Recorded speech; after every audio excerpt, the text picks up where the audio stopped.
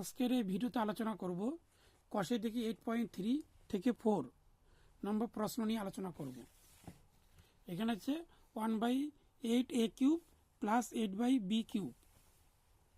তার এখানে ঘন করতে হবে, উপরে 1, এইটার ঘন হচ্ছে 2, তাহলে এ হোল কিউব হবে এখানে, প্লাস তার হবে 2/b হোল কিউব হবে, অর্থাৎ a কিউব প্লাস b কিউবের সূত্র।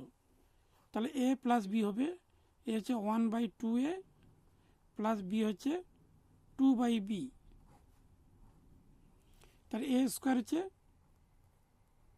1/2 a হোল স্কোয়ার মাইনাস এ হচ্ছে 1/2a আর b হচ্ছে 2/b প্লাস b স্কোয়ার হচ্ছে 2/b a হোল স্কোয়ার।